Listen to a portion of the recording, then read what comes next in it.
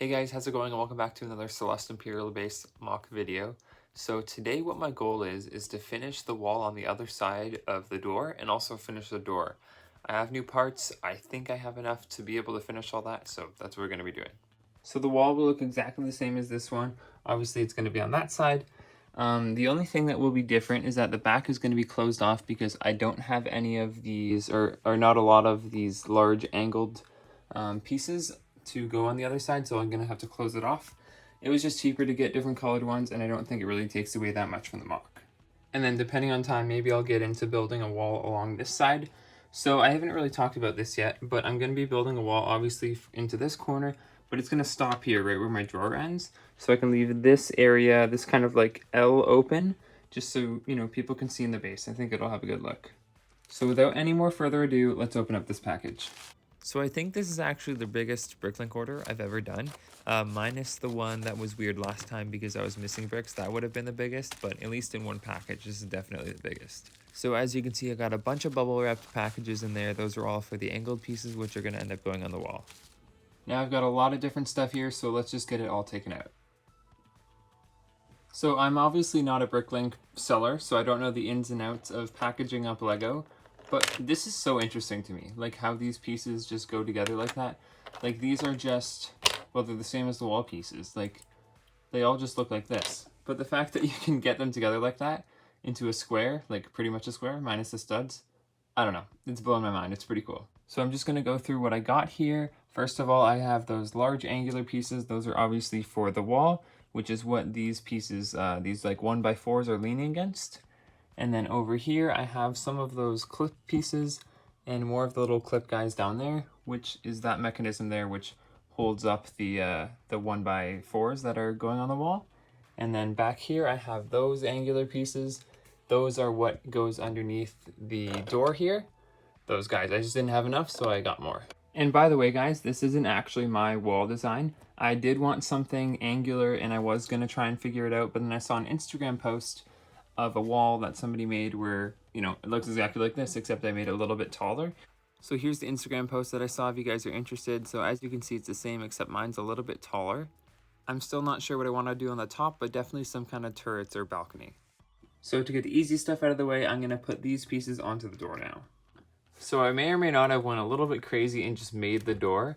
So this is what it looks like here. I think it looks really strong, and I think that's like, I think it's partly because of the dark bluish gray, and then also those textured lines that I put in. On the back, it's just flat, but yeah, on the front it has that. And then there's those new pieces on the bottom. Looks the same on the other side. So yeah, I'm really happy about that. It worked out that I don't actually have any more of these, like none. That's all I got. So that worked out really well. I believe this is one plate higher than this wall. Not a big deal. That doesn't really matter, but I think this looks really, really good. I'm really, really happy about this. All right, so without any more further ado, let's get to building the wall on this side. So this is pretty much what I need here minus these guys. So let's get into the time lapse. So just so you guys know, that piece of wall that's there is the piece that I had on the base. I'm just using it as a reference to build the rest of it. So sit back, relax, grab some popcorn, a drink, and enjoy the time lapse.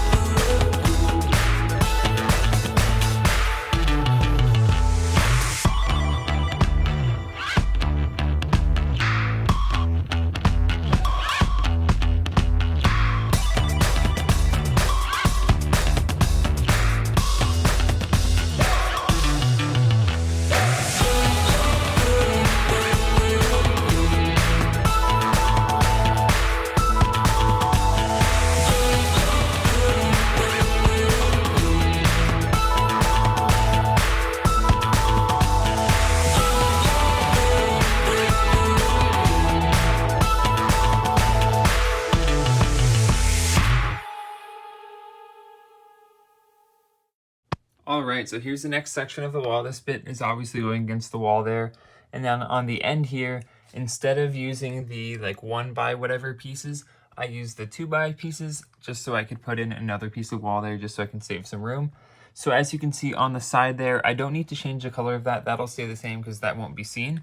However, the part that's closest to this side of the wall, I will need to change that to light bluish gray because you will see it from this side, obviously. And then on the back here, obviously, it's pretty multicolored. I'm just going to take some time now. I might fill in this area completely, or I might leave it open and try and cover up that bit and do a bit of Gribbling. So let's see how that goes.